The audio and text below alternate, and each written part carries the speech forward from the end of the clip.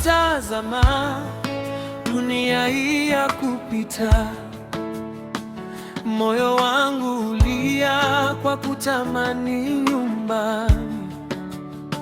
Kuna mji ambao haujengwi kwa mikono, ambapo Yesu ametuandalia makao.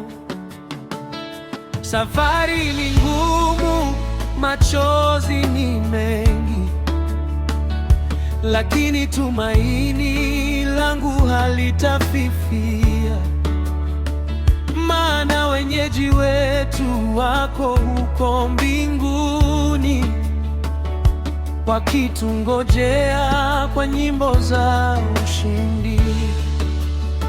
Nitashika msalaba wangu kwa uaminifu, sitageuka nyuma kwa sababu ya majaribu.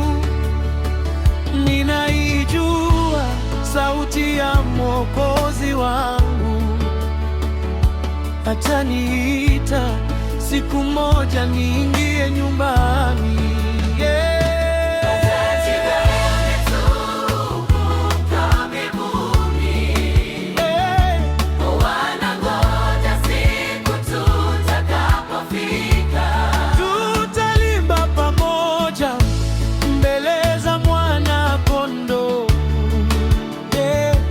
Hakutakuwa na machozi wala maumivu.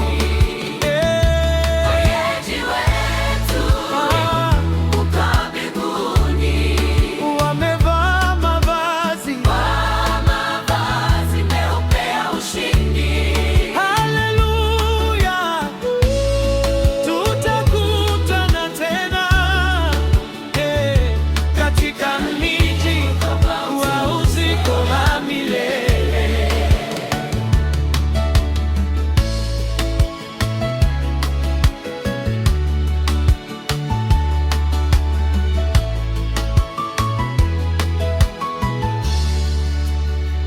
Namwona Lazaro maskini mlangoni, alidharauliwa na wanadamu duniani, lakini alipofumba macho yake, malaika wakambeba mpaka kwa Ibrahimu.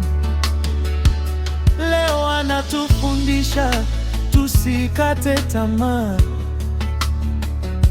maana thawabu ya Mungu ni ya milele.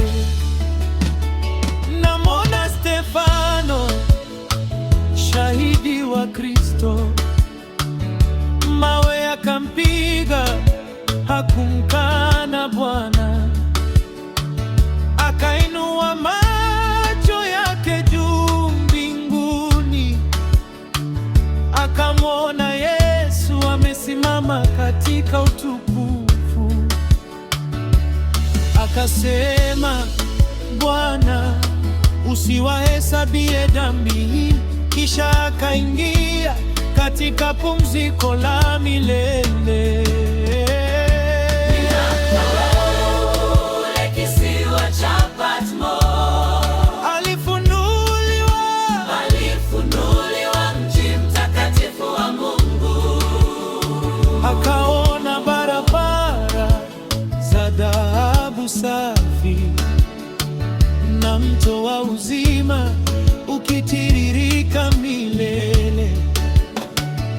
Hakuna mauti, hakuna kilio tena. Mungu mwenyewe atafuta machozi yote.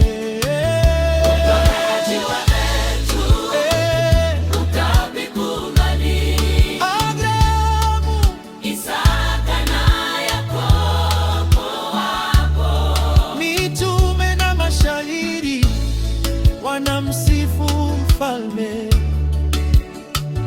mbele ya kiti chake cha enzi. Tutakapomaliza safari ya duniani, tutavikwa taji la uzima milele.